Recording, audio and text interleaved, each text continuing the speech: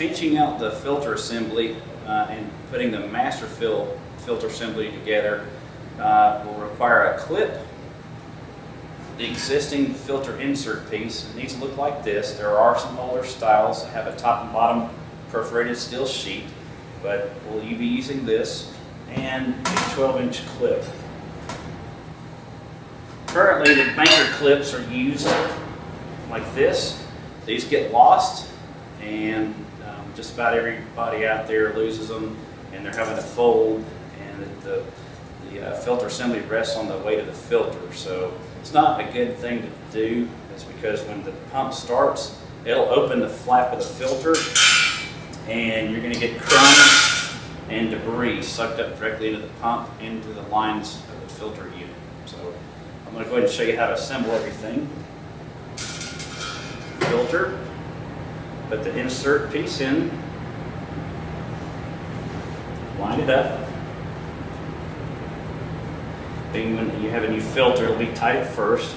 Make the fold to the bottom because we want as much filtration surface as possible on the top. So take your clip, put the clip on. And brand new clips can be tough and tight to get on there at first, but this is what it looks like. The folds to the bottom.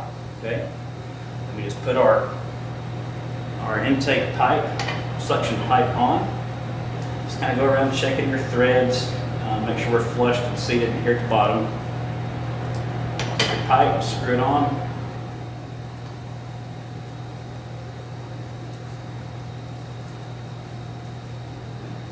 This is what you look like.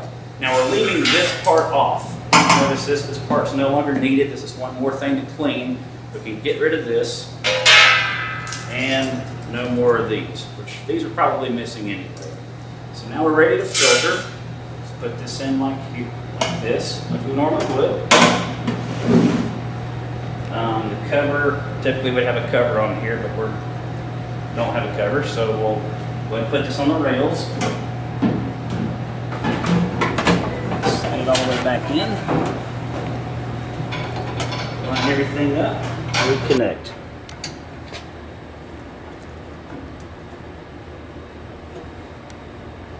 So obviously we're turning off the fryer. Okay, and what I do is slowly open the drain. Okay, now I'm going to use the gong brush to go around in a circular motion.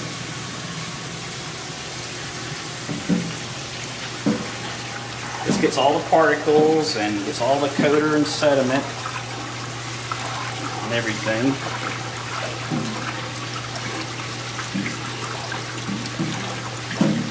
We'll go around a circular motion. By the way, you should have gloves on as you do this.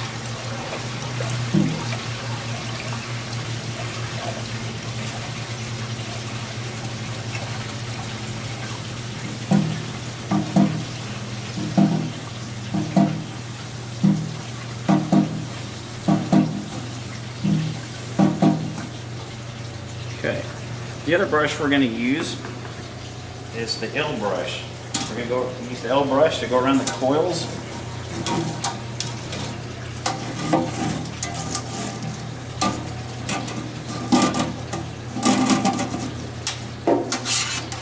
That's how you use the L brush. Okay. And if you have some obstructions in the drain, such as coater or sediment, and the drain stops up, you can use this, the drain brush, to go down inside there a little bit until you remove the obstruction and your oil's flowing again. Okay. Now, one thing I wanted to point out is this brush. A lot of folks are missing this brush, but it's critical. You want to clean out the dead weight port, and you want to clean out the solenoid port. If you've got some blockage in there, the fryer's not going to work optimally. So you want to make sure you get all that out of the way. On the dead weight valve, the green arc, this is proper operating PSI.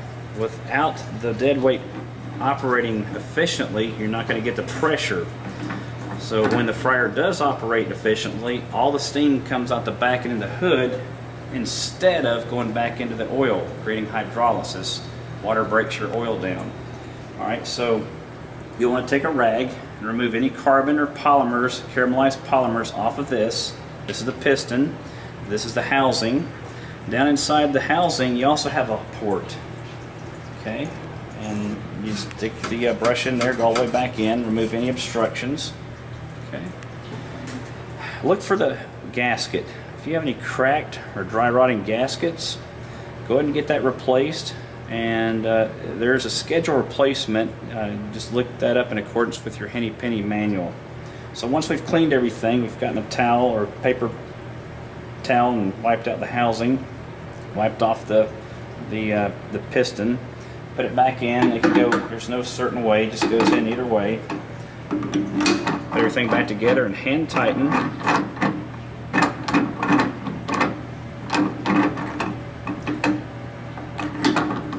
Just line everything back up, hand tighten on there, and you're good to go.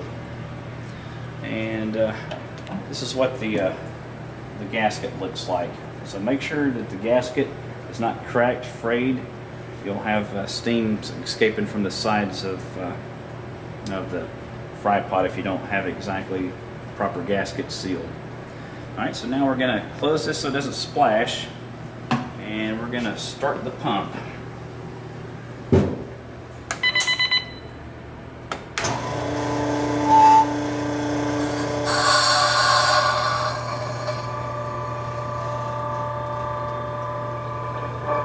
Polish the oil for 10 minutes.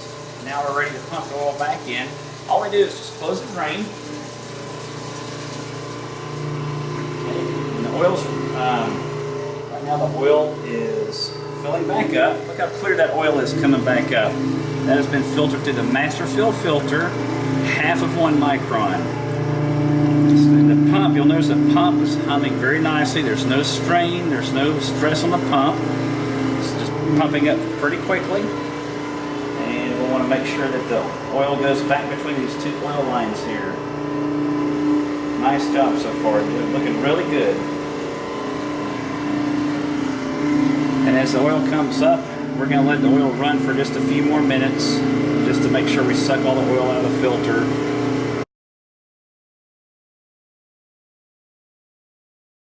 Now we're going to pull the fryer or the filter box out and see. Let's take a look and see what we collected out of that oil.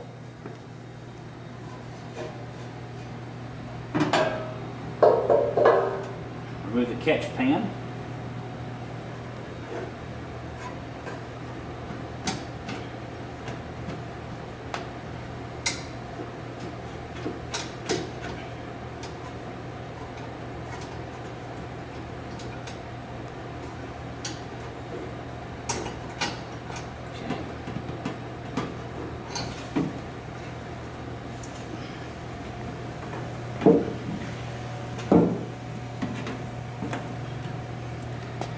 Here's what we collected. This is what the paper did not remove. So this is what a half micron filter will do. Remove further particulate out of the oil, down to half of a micron. At this point, we'll let the filter cool. We take a scraper or spatula, scrape the filter over the trash can, wipe out the filter pan, and you're ready to go again. And that's pretty much it in a nutshell. Thanks for watching.